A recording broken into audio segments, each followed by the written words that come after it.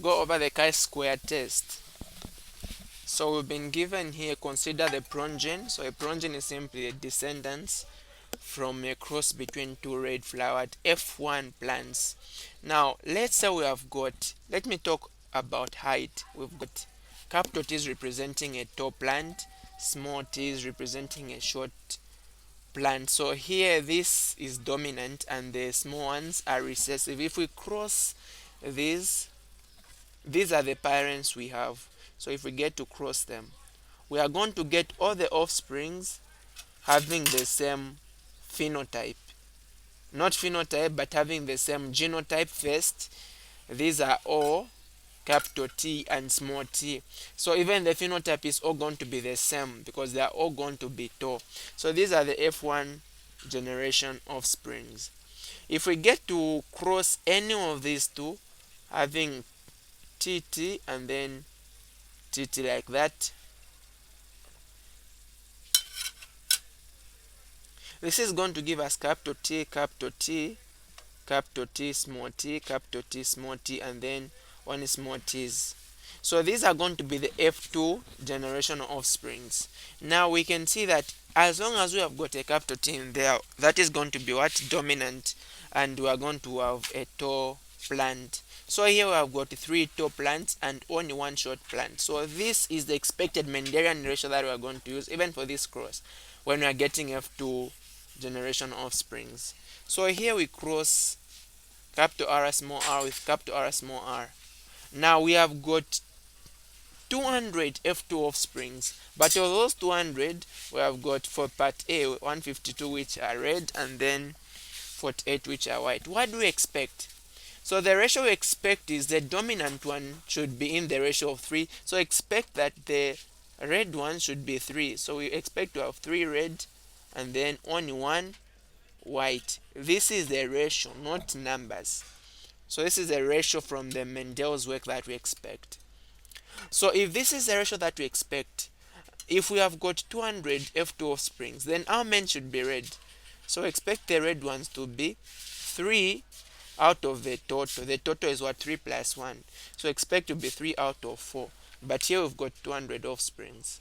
So this is going to give us 150. So expect that the red one should be 150. What of the white ones? Simply subtract from 200, remove 150. That is going to give what? A 50. Or we can say the white one should be 1 out of 4 and then multiply by the total, which is 200. That is going to be 50. Now carrying out a chi-squared table for the first one. On the chi-squared table or the chi-squared test, the formula is observed minus expected squared. So this is the summation of observed minus expected squared and then divided by all the observed. Now how many have been observed? So what is the value? So if we start with the first part 1, observed values, for the red ones we've got 152. But what do we expect to have for the red ones? We expect 150. So the difference, we're going to square it and then divide by the observed, and that is 150. Plus, what of the white? Those we have, they are 48. Minus those we expect. How many do we expect? We expect 50. And then we'll square that, divide by expected, which is what? 50. So 150 minus 152 minus 150, that is a 2. 2 squared is a 4. 4 divided by 150, that will give us a 0.0267 here. And then 48 minus 50 as a negative 2. Negative 2 squared is a positive 2. Positive 2 over 50, that is a 0.08. And so just add these two values, and that is going to give us 0.1067, which we can just write as 0.11.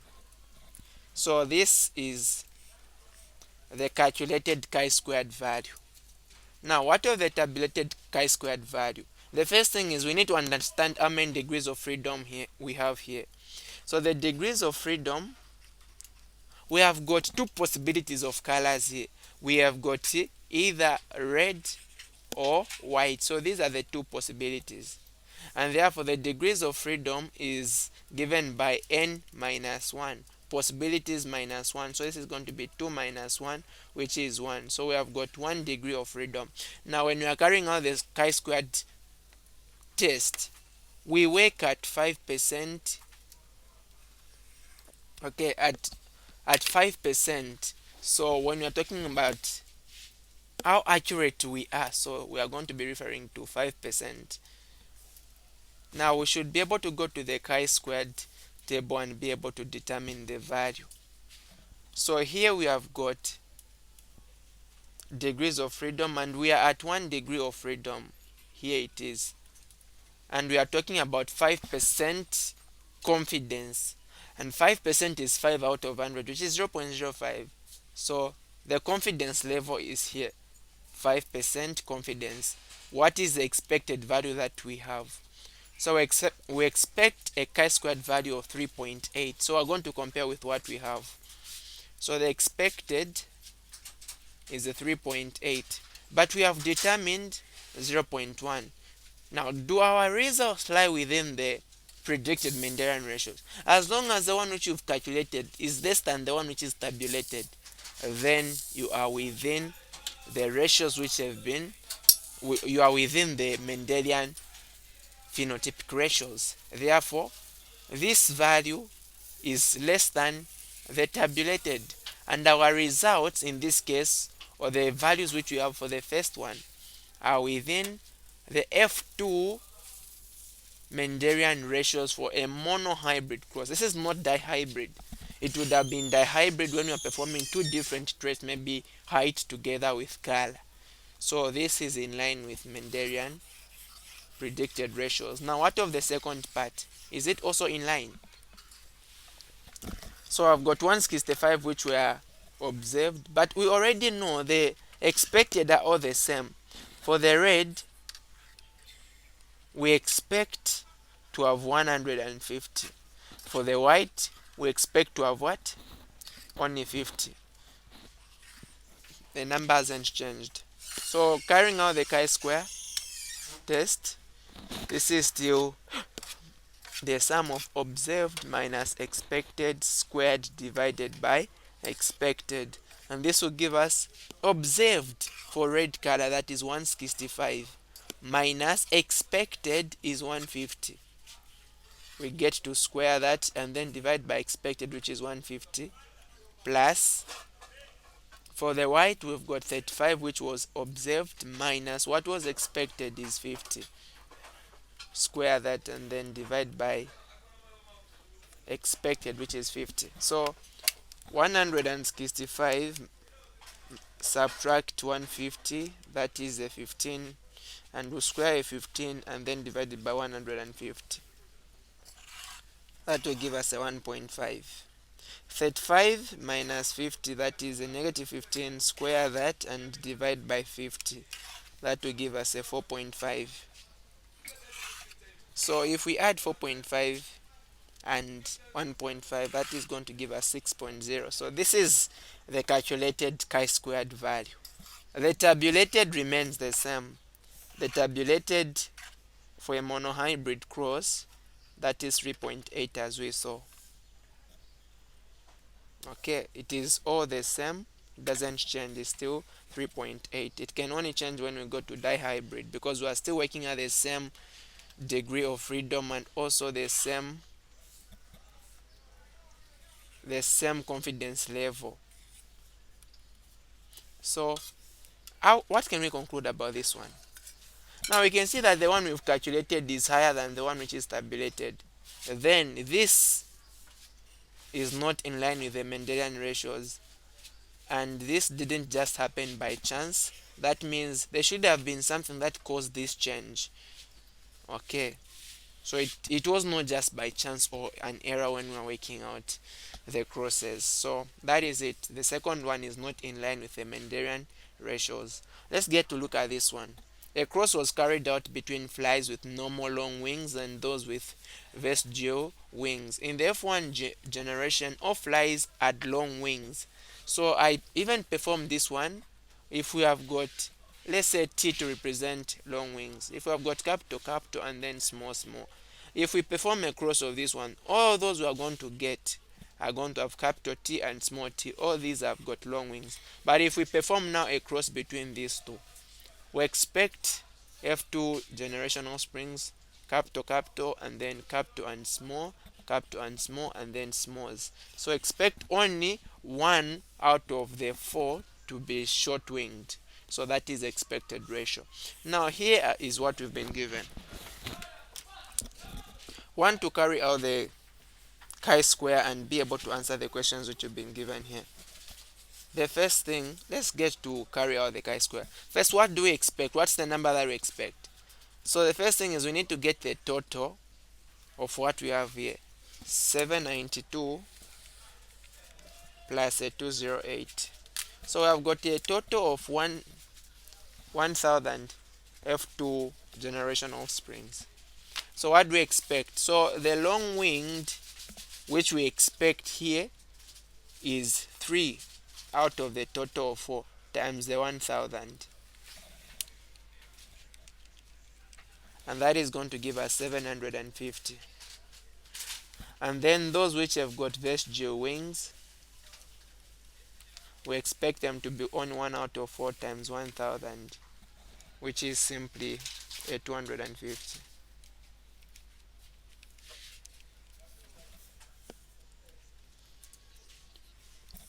Now carry out a chi-square. Let's go on. Chi-square is equal to summation of observed minus expected squared divided by expected, and this is going to give us observed for the long. We have got 792 minus expected for the long. We have got 750.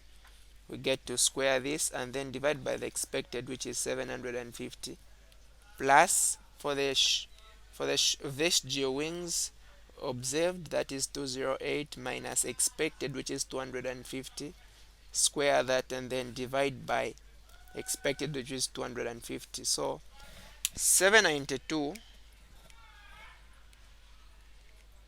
we are going to remove 750, and then we square the value, what we get to divide by 750 also, so that will give us 2.352, and then plus 208 minus 250, square that value and then divide by 250. That will give us 7.056. So if we get to add this, we are going to get 9.408. So this is the calculated chi-squared value. So we can just round off this as just 9.4. So for part A, we've answered it. The calculated chi-squared value is 9.4. Now for B, the tabulated or the critical value for this one. Well, we're only talking about 2 characters here. It is either long or vestigial. The degrees of freedom remains the same. We've got 1 degree of freedom because we've got only 2 characters. That would be n minus 1. And the value here for the tabulated value, as long as it is a monohybrid cross, it still remains the same. It is 3.8.